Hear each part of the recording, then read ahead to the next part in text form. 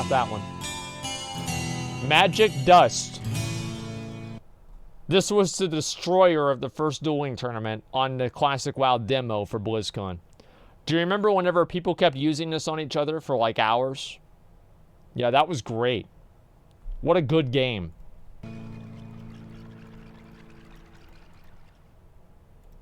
Hey guys, what's up? Madseason here, back with another video for you. With Classic coming out, I thought it would be appropriate to do another video in my tips and tricks series, this time exclusively for Classic. The game as a whole is much more unregulated compared to current, so there are a lot of nifty things that you can do to make your life a bit easier.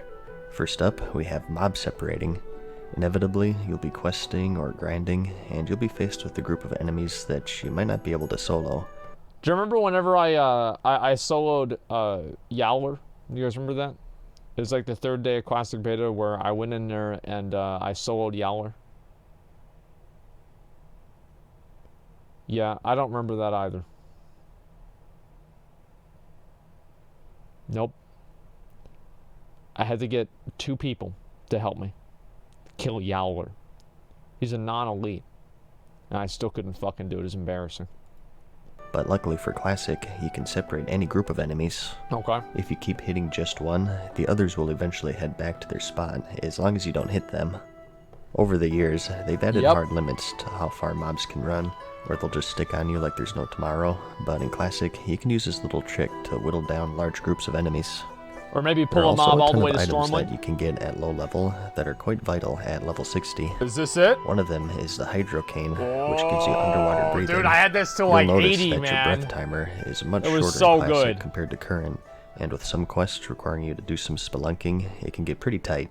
This staff is a lifesaver, and because it's a weapon, you can simply switch to it when you're just about to run out of breath, and then switch back to your normal weapon, so it's not like you're sacrificing other stats really. I need roll on this every time I do it. Viscous Followed boss in Nomuragan, which is a level 30-ish dungeon.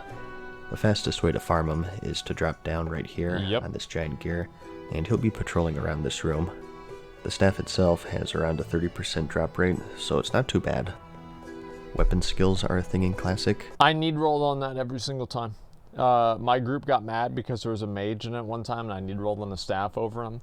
I said, what the fuck are you talking about? It doesn't even have any stats on it, but he still wanted it. I said, fuck you, it's mine now. And I need rolled on it. I think they kicked me out of the group or something. But I actually had 2 of them at one point because I thought if one of them broke, it wouldn't give me the effect anymore. So I had 2 Hydrocanes. Stealing loot? Has no, a it's not stealing. To it that you need to level up. I just needed or else your enemies will just parry you over That's and all. over. It can be pretty time consuming, especially if you're a warrior or something. Oh, it's so dumb, dude. Weapon types it's to so dumb. Well, tip 1 is that the intellect stat actually increases the speed at which so you level fucking your dumb. weapons. A lot of people forget about that. Oh, here we go. But the real tip lies in the Badlands. In this zone, there are these servant mobs, and these are actually part of a quest. At low health, they become target dummies, basically, and you're supposed to use a quest item to finish them off. Oh, yeah, and it was actually common back then for hunters to drag these mobs to Ironforge just to troll people. Yeah. However, you can use their immortality to level your weapon skills really efficiently. That's actually really just smart. Get them low and go AFK while auto-attacking. What the and fuck? come back to 300 weapon skill. That's a really good idea. Another essential item is the Jungle Remedy.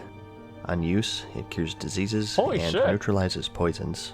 In the current game, there would be some text saying that this is ineffective on diseases and poisons past a certain level, but again, with how unregulated Classic is, this is still 100% potent even at level 60. It drops off of the Cursed Witch Doctors, Medicine Men, and Head Shrinkers located in the northern Stranglethorn Vale. You guys remember those dick-sucking Medicine Men? You get them down to 30% health, they cast that 1.5 second heal, they go all the way up to full health again. And let's say, here's the best part about it.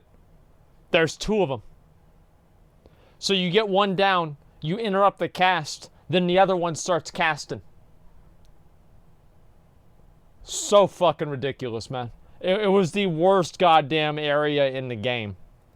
At about a 30% drop rate, and they'll be extremely vital for PvP. Crippling Poison, Viper Sting, Serpent Sting into a Vanish if you're a rogue. And even in PvE, there's some really harsh diseases that this thing can cleanse. Okay.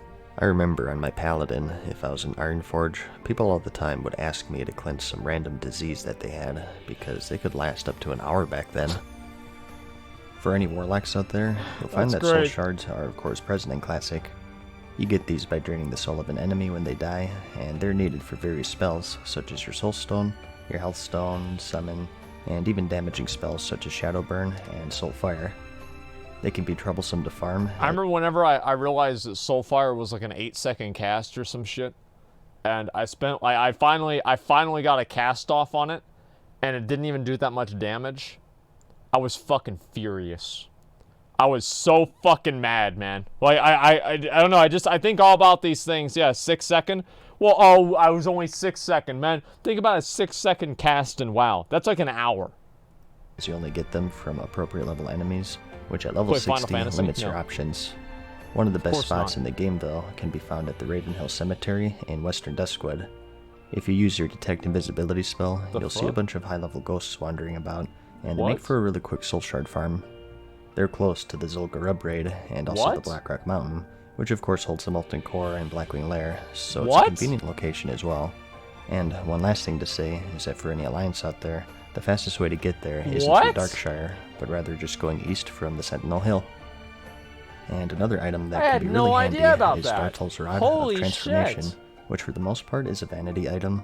It turns you into a full bulk for a few minutes until you get hit, right now. At which point the effect will dissipate, but it's really useful for mind games. I have like a ton of these like old items in my bank. You get glowy hands whenever you cast it, so paladins and priests can often bait out interrupts by using this without fear of being locked out. Yep. Trust me, it does work. Not everyone has a cast bar add-on.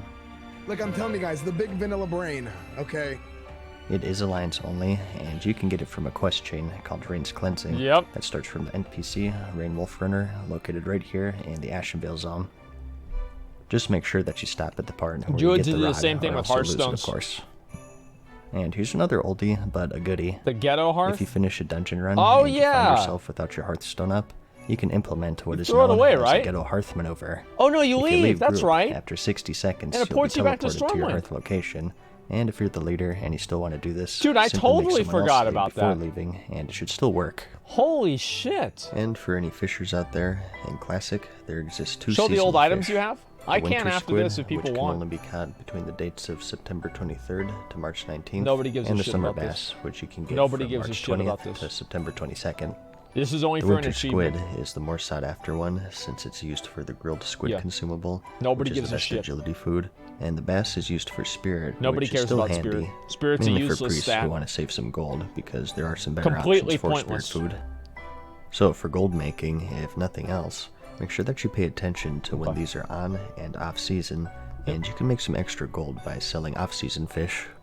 Classic launches on August 27th, so you'll have less than a month to catch the summer bass. And once the 23rd of September rolls around, it'll be unavailable for 6 months, which may be an opportunity to score some easy gold. Okay. And next, we have another useful item, and that's the Magic Dust. This puts an enemy to sleep for up to 30 seconds, and any damage caused will awaken the target, and only one at a time.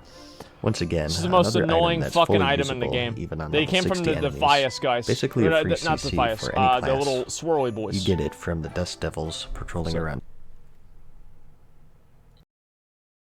Very, very important break there. Westfall, so a bit easier to farm for Alliance players, and it's going to be a must for PvE and PvP. It drops at a 50% rate, which isn't bad at all. And lastly, we have a tip for any Alliance players out there. That's good. In the Hillsbrat Foothills zone, the Horde have a quest to summon an undead necromancer named Hellkiller. Oh yeah, he killed me. It's a bit dangerous for them, as they have to go to the South Shore graveyard. Yeah, I remember that. But in return, he'll terrorize the low-level quest hub for a short while. He sure will. He's a level 44 elite. I fucking hate this idiot. What's special about him is that he always drops a green item guaranteed. Really? As a result, he's really lucrative for gold farming. Holy especially shit. during the launch of the game, as there will be plenty of Horde going through the quest to summon him. So you can just camp his spawn if you want some easy gold. Wow, I had no idea about that. That's about it. I do have more, but I think 10 per video is a good point to stop. I'm sure some of you experts out there knew about some of this stuff. Okay. But like with most of my guides, these are mainly aimed towards beginners, so hopefully it helps someone out there. Dude, these are actually like really good tips. On the next part pretty soon. These are great tips. I hope that you found the video helpful. Like it if you liked it. Show your I'll old see you items in next the one. bank. Peace. Okay,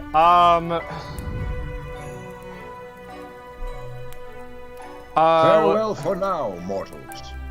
We hope you enjoyed today's video. See you again soon. That was a good video. That was a great video. Madseason always produces quality content. That's a very big true. I could go through and I could show you guys all my things. All right, like the video. We're going to go ahead and give that one a like.